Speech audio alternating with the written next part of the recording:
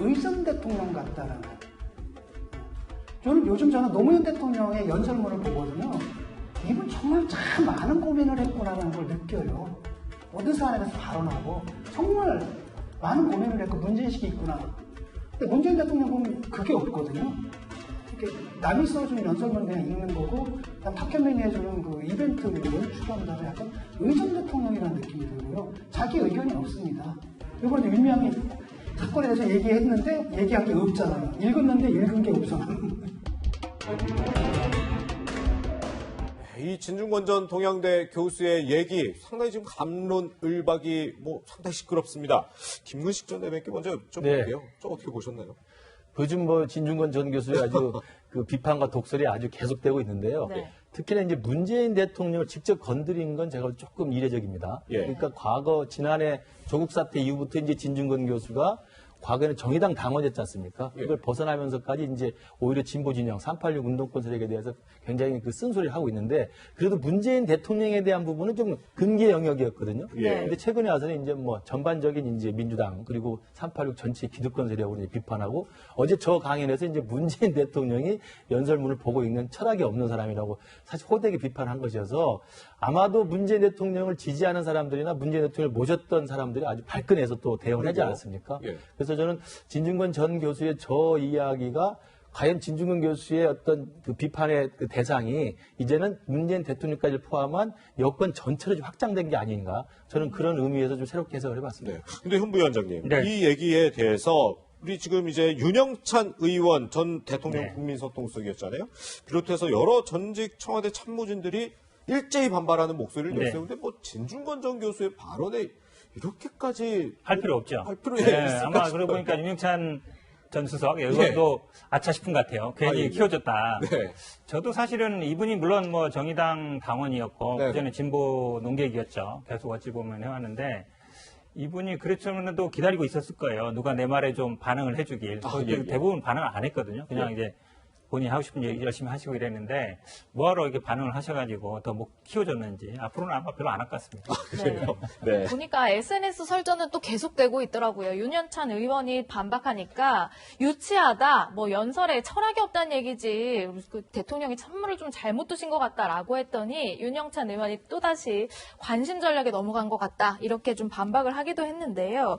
이런 그 정치권의 설전까지도 계속 이어지고 있는 이런 상황 좀 어떻게 보시는지. 그리고 또 이제 최신 또 뉴스에 따르면 네. 지금 현재 청와대 연설비서관하고 있는 신동호 네. 전 시인이죠. 신동호 시인이 또 시를 빗대서 또 진중권 전 교수의 그 비판에 대해서 반응을 했고, 바로 또 진중권 전 교수는 또 다시 또 유사한 시를 또 올려가지고 또 신동호 비서관을 또 비판을 했습니다. 그러니까 사실은 진중권 교수는 일단 타고난 뉴스메이커는 맞는 것 같아요. 네. 어제 그 강연 하나 가지고 지금 윤영찬 의원, 그다음에 청와대 연설기획비서관, 그다음에 모든 청와대 스태프들이 발끈해서 반발을 하고, 거기에 대해 진중권 전 교수는 참 부지런도 합니다. 바로 또 반박 페이스를 올리니까 예. 윤영찬 의원은 이제 꼬리를 약간 내렸는데, 지금 현직에 있는 실제로 이 신동호 비서관은 제가 알기로는 문재인 대통령의 중요 행사 연설문을 대부분 그분이 쓰고 있습니다. 네. 그렇기 때문에 직접 또 시를 우회적으로 내세워서 또 비판을 해서 좀 논박을 주고받았는데, 저는 아까 우리 현 변호사 말대로 우리 여권에 있는 그 책임 있는 인사들이 저렇게 진중권 전 교수의 사실 자유로운 영혼이지 않습니까? 예. 하는 말 한마디에 이렇게 발끈해서 대응하는 것 자체가 좀 실수였다고 보고요. 그렇지만 그럼에도 불구하고 저는 진중권 전 교수의 저 말에 대해서는 여권 전체가 한번 귀담아 들을 필요 있다고 생각합니다. 그러니까 무슨 그게 문구를 고치느냐 안 고치느냐, 연설문을 교정하느냐 안 하느냐의 문제가 아니라, 과연 문재인 대통령의 철학과 비전이 예전에 DJ 대통령이나 노무현 대통령처럼 굉장히 체계적이고 종합적이고 역사적인 어떤 시대 가치를 반영하고 있는 것에 대한 사실은 통렬한 문제적이거든요. 네. 그런 의미에서 이제 아마 진중권 전 교수가 문재인 대통령은 큰 철학은 없는 것 같다고 비판한 거기 때문에 저 부분도 귀담아 듣고 반박할 건 반박하지만 청와대나 아니면 참모들도 그 부분에 대해서 조금 돌이켜보는 기회가 됐으면 좋겠다는 생각을 합니다. 네, 일일이 말싸움할 필요는 없지만 좀 네. 비판에 대해서는 귀를 열어야 되는 것 아니냐는 지적이 그런 있으신가요? 얘기도 있는데, 저는 진중권 전 교수가 이 문재인 대통령 스타일 잘 모르시는 것 같아요. 대부분 그래요? 같이 일해본 분들을 보면 예. 네.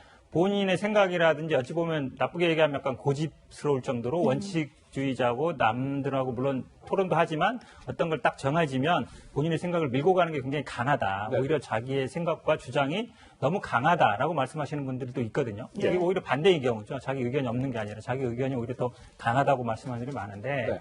진중권 교수가 물론 뭐 정치적으로는 모르겠어요. 뭐 비판적이도 많이 하는데 본인도 제가 보기엔 386 기득권이에요. 어찌 보면, 그럼요. 80년대 뭐 초중반 학번이고요. 본인도 어찌 보면 뭐 공부도 많이 했기도 했지만, 뭐 만약에 본인이 학기도 없는데 교수도 하고, 그런 거 기득권 아닌가요? 지금은 유학 가서 박사학위 받아도 교수 안 되는 분 많거든요. 예. 그러니까 개인적으로 보면 이분도 사실은 어찌 보면 조국 장관 친구였고, 정경심 교수 같이 학교에 있었고, 네, 네. 그러다 보니까 어찌 보면 이게 또 본의 아니게 또 학교도 나오게 됐는데 그런 부분들 누가 일일이 얘기 안 하거든요. 제가 보기에 진중 교수도 그냥 꼰대예요. 제가 보기에.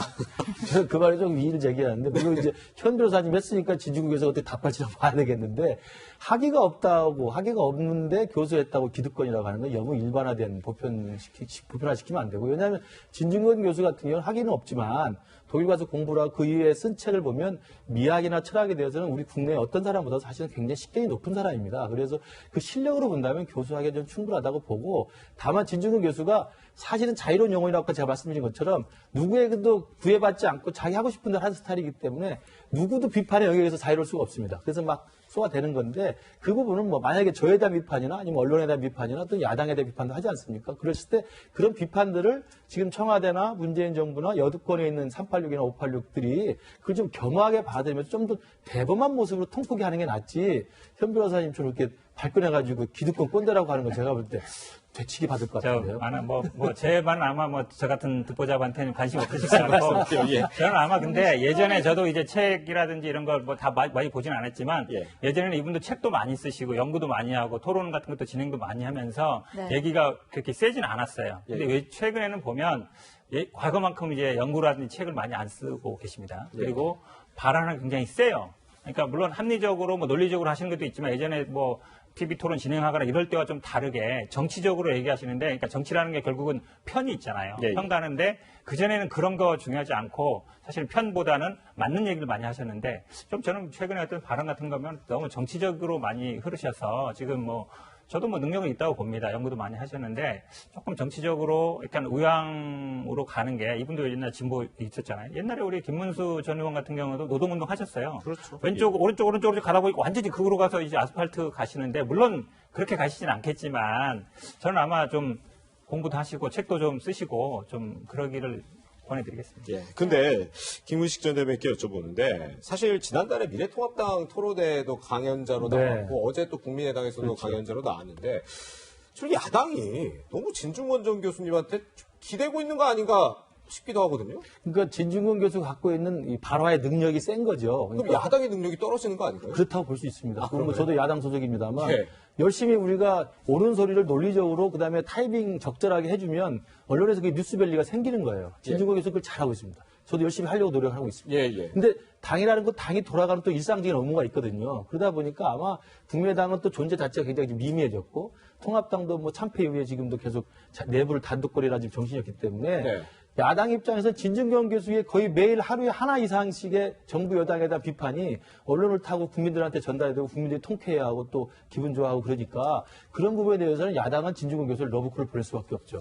저는 그것은 진중권 교수가 그만큼 뉴스밸리를 발산할 수 있는 능력이 있다는 생각이 들고, 예. 야당도 그만큼 저는 분발할 필요가 있다, 이런 말씀 좀 드립니다. 예. 네, 진중권 교수의 작심 발언 이후 여권 대응 뭐 짚어보면서 사실 온라인상 신조어들이 좀 많이 나왔는데요. 시청자 여러분께서 양해해 주시길 부탁드리면서요. 두 분과는 여기서 인사 나누겠습니다. 고맙습니다.